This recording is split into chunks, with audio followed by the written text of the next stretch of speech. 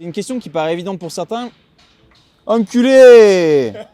Comment savoir si un vêtement te va bien? C'est une question qui paraît évidente pour certains, mais je peux t'assurer que si la plupart du temps tu penses qu'un vêtement n'est pas fait pour toi, c'est que tu n'as pas conscience des éléments que je vais te donner dans cette vidéo. Premier élément, savoir choisir la bonne taille. C'est quelque chose qui paraît simple, mais crois-moi, c'est quelque chose de vraiment complexe. Et d'ailleurs, peu importe le domaine, c'est toujours les éléments les plus simples qui demandent le plus de maîtrise pour arriver à des vrais résultats. Si par exemple aujourd'hui tu penses que ta taille c'est toujours la taille M, je peux t'assurer que c'est la plus grosse erreur que tu puisses faire. Car en fonction du type de pièce que tu vas choisir et en fonction de la marque chez laquelle tu vas aller, ta taille sera toujours différente. Et ça, c'est vraiment un élément crucial qui peut vraiment influencer si, une fois que tu l'as sur toi, tu vas penser que oui ou non ça te va. Je vais te donner un exemple. À l'époque, j'avais dit à un ami, vas-y sur les Air Force One blanches, c'est ce qu'il te faut. J'ai pas eu le temps de dire ouf, il les a achetés, il les a mis. Quelques jours plus tard, il m'a dit, mais en fait, j'aime pas du tout.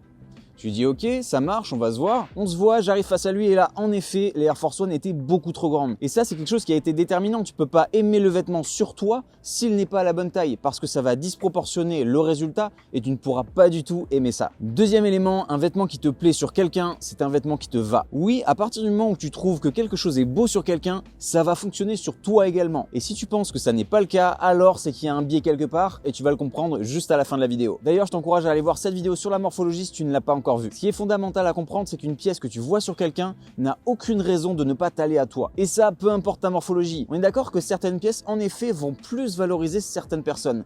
Exemple, un manteau très long est beaucoup plus intéressant sur quelqu'un de grand parce que ça va le rendre très imposant. Par contre, un manteau long, si c'est quelque chose qui te plaît et qu'aujourd'hui tu fais 1m60, pourquoi t'en priver?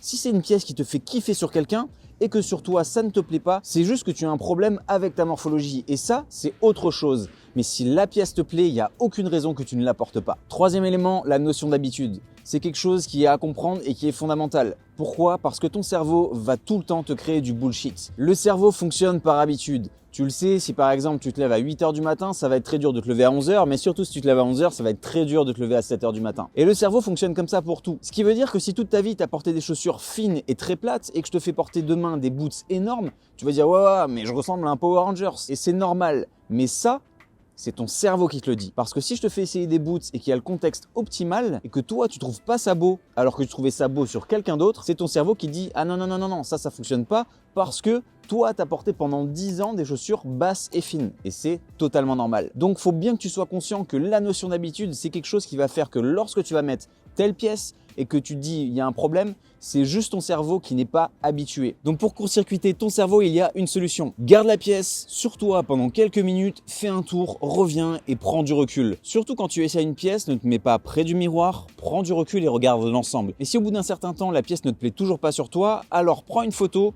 enlève-la et reviens quelques jours plus tard et réessaye avec une tenue optimale d'ailleurs si ça n'était pas le cas. Et c'est là qu'on arrive au dernier point, avoir un contexte optimal.